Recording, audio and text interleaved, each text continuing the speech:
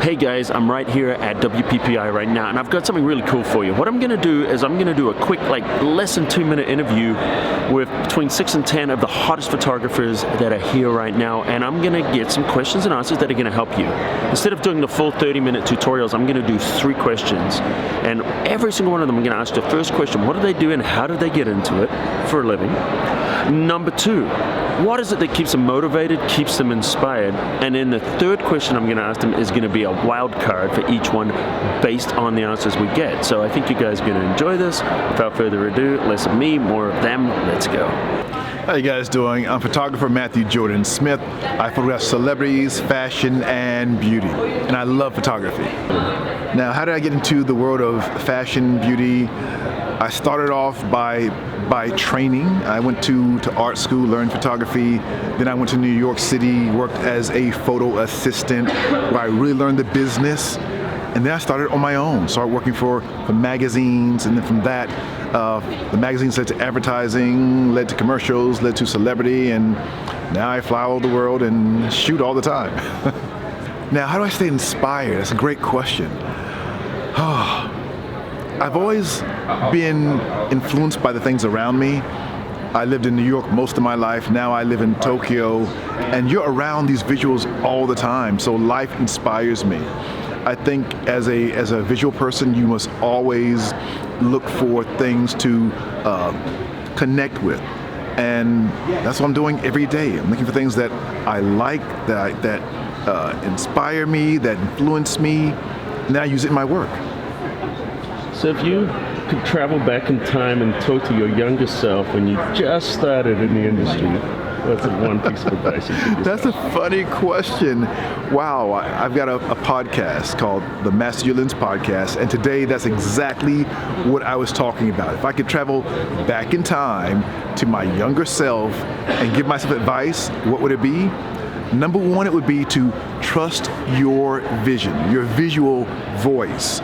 Trust it and use it, because in photography, you only stand out by following your vision.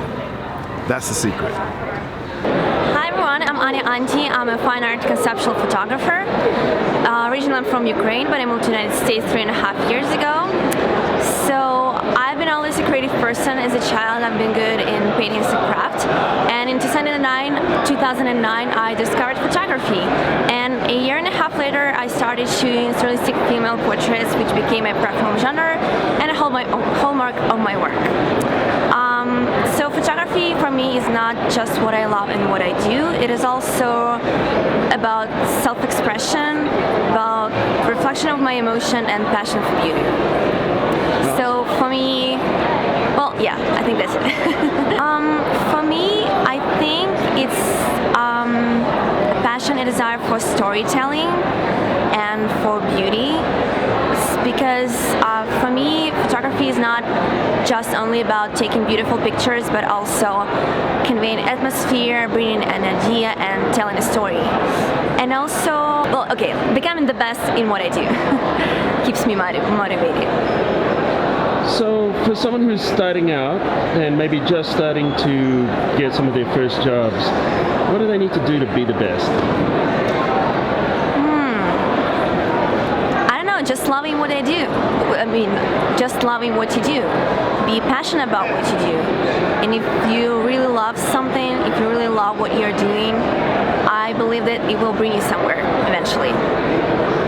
Hey there guys, my name's Zach Sutton. I'm a beauty and portrait photographer out of Los Angeles, California. How I got into photography, I've always been a creator. I've always, I've played music for most of my life. Anything relating to creating stuff has always been my passion. So picked up a camera about 15 years ago, and it just kind of all clicked for me, and I've been shooting ever since. So I stay inspired by, I find inspiration from all mediums. I think when you start only focusing on like one niche, then you can really lose your inspiration quick. So constantly reading books, I'm listening to music, I'm doing anything. If somebody has a creative process, I'm usually spending time kind of focusing and listening to them, watching them, reading about them, etc., etc. And that's where I find my inspiration and stay inspired. So. Okay, so for a new photographer or someone aspiring wanting to get into this, what would you say your advice would be for craft versus business? For a new photographer, I think it's easy to, or not easy, but it's easier to come up with ideas. The business side's always hard. I'm a huge fan of find somebody that you can assist, find some mentors, find people that have done what you want to do already, and connect with them. That's one thing that we have that I think a lot of industries don't, is we have this beautiful, amazing community, and people are always super happy to help. And talking to them, you'll learn so much from talking to somebody that's been doing it for 10 years than any other way possible.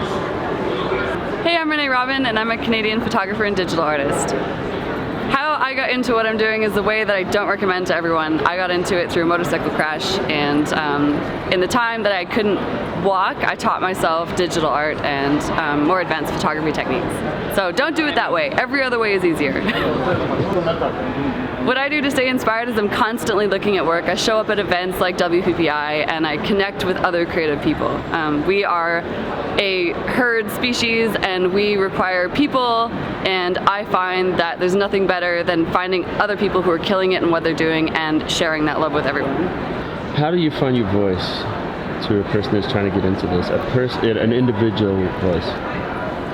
So for someone who's really trying to get into this and find their voice, the only way to do that, in my opinion, is to do a ton of work. Work all the time, every day, innovate, practice, try things out of the normal, and just don't quit. Just like over and over again, show up every single day, let that muse talk to you, and keep being there all the time. Tell me what you do and how you got into it. I am a commercial fashion photographer, retoucher, and photojournalist. With the fashion work, when I was younger, I did some modeling and I took a class, just like a 3-day workshop, and I got really excited about photography. Like my first day picking up a camera, I was like, man, I want to do this for the rest of my life. And it just really took off from there. So fashion has been amazing. I'm excited to do more commercial work, but I also really love photojournalism. So I've been working overseas with a couple different nonprofits lately. Last year I did there's an organization for the slaves that I did child slavery projects with. I'm excited to do more of that kind of work, and yeah, I think it's always changing what keeps me motivated. At the moment, color and telling stories is really my main motivator. I'm just really inspired by both of those things. So with color, I love putting together different color palettes and kind of building a story off of that, and kind of just feeling what speaks to me, and creating something from there. And in the future, right, where would you like to see yourself in 5 years? It'd be great to start doing international projects with commercial fashion. I think that's something kind of like a main goal of mine right now, because I love traveling and I love that kind of work. So if I can combine those two together, that would be great. Awesome. Thank you. So I'm a retoucher by trade, and I think the thing that compels me to do retouching is simply because I can express my creativity. I think art is something that we all have inside of us, but we need an outlet to actually put that into motion, into real life. So retouching is something that comes from within, as cliche as that sounds.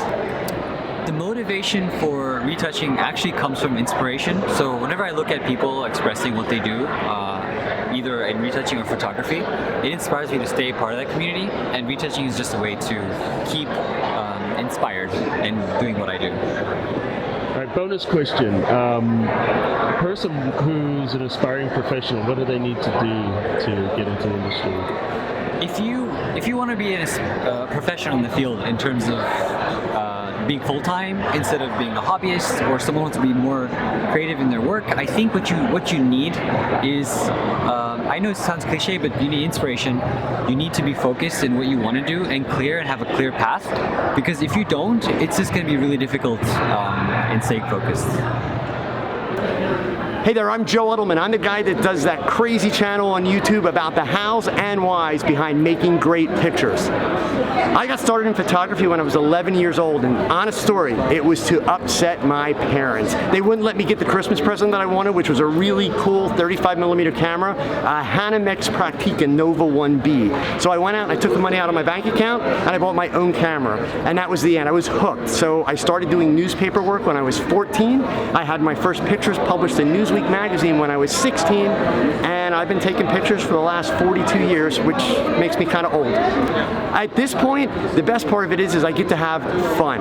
I just recently switched to Olympus cameras, which I am loving and having a ton of fun with, and it hasn't skipped a beat with my work. And I travel now. I do lots of teaching. I teach on YouTube, and it's great to see other people not only experiencing the things that I did, but being able to help them, and honestly just see the whole community get better.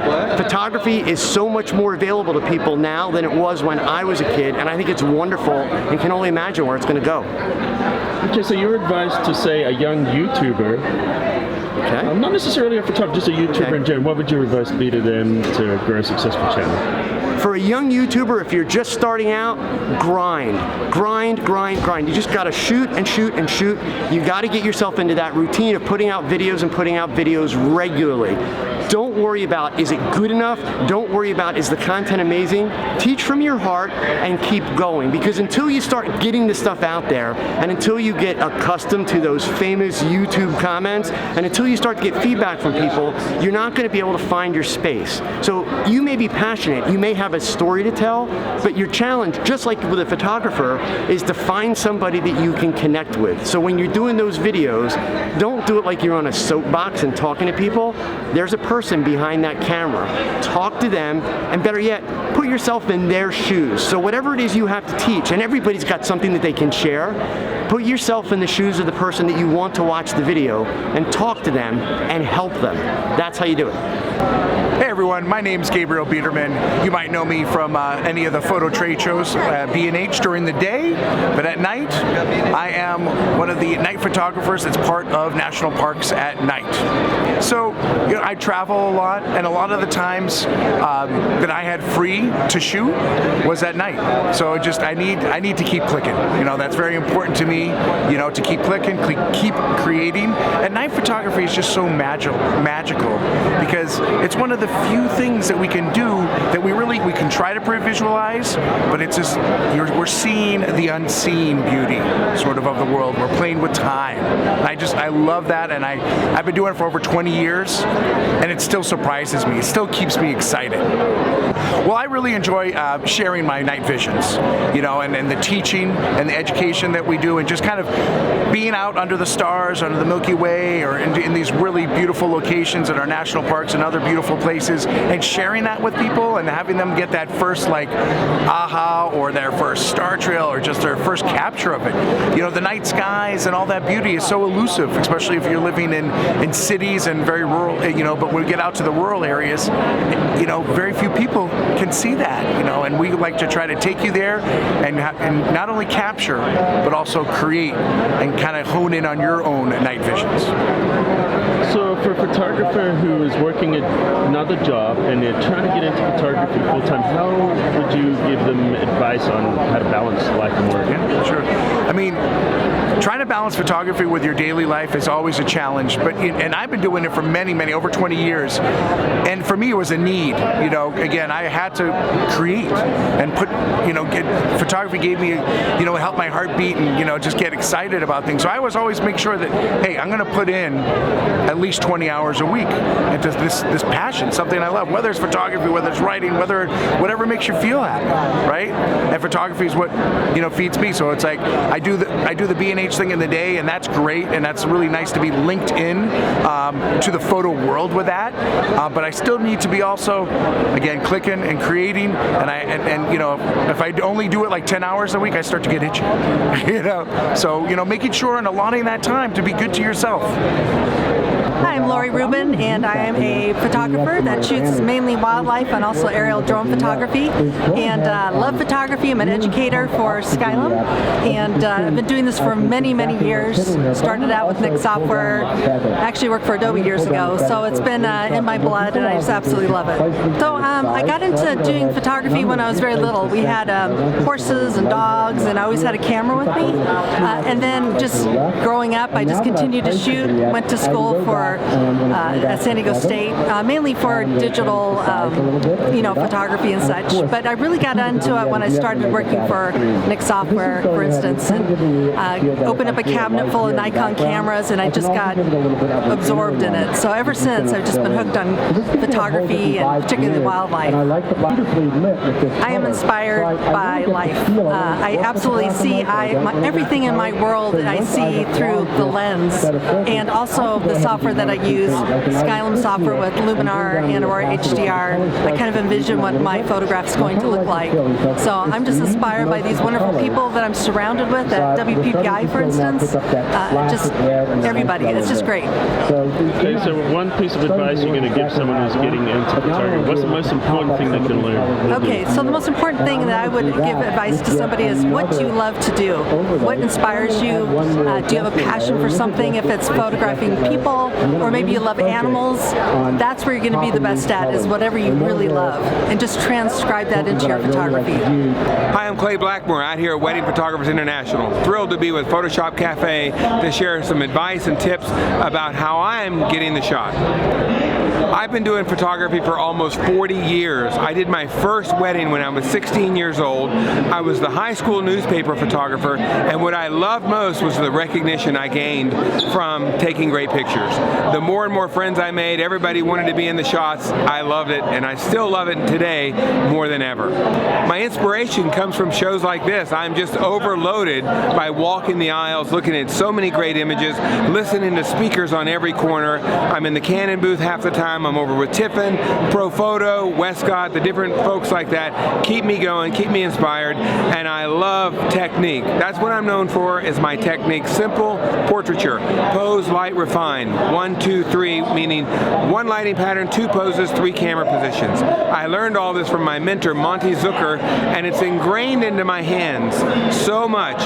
My hands have actually formed unbreakable patterns, so it comes from my heart. When I work, it's from here, not from here. So that's the tip I could give you, is to learn your craft, learn to be consistent, learn to be a professional. When you learn that craft, you can start working from the heart. And it's all about love, it's all about making people happy. And if people love you, they're going to love your work. That's great. So, tip to new photographer, how much should they focus on honing their craft versus honing their business skills? Wow. When it comes to business, I've been very lucky because I feel like a businessman with a camera. Monty used to say, have the finished picture in your mind before you start. I say, I'm going to have the finished sale in my mind before I start. And I work hard to get to that number. So we need to set goals. We need to work hard. Without goals, we're just a ship with no rudder. So I'm working hard with my camera, but I'm working harder with my calculator and my numbers. So it all has to come together. So it's really a yin and yang. Some mornings you have to put on different hats. Today I'm going to put on my thinking cap and I'm going to work on the numbers. Tomorrow I'm going to a wedding, I'm going to change hats, I'm going to be the artist. So you need a little bit of both, but don't discount the business, the marketing, the production, making customers happy. Make every customer that leaves your studio someone that's going to go out and be your spokesperson. Alright guys, I hope you enjoyed that video. It was a lot of fun, so don't forget to smash that like button into dust. Don't forget to drop a comment. What do you think? Who was your favorite photographer? What do you think was the best piece of advice? And if you've got any of your advice, drop into the comments underneath. Don't forget to become a subscriber. Hit the subscribe button right now. I get a brand new video coming to you at least once a week. So guys, thanks for watching, and until next time, I'll see you at the cafe.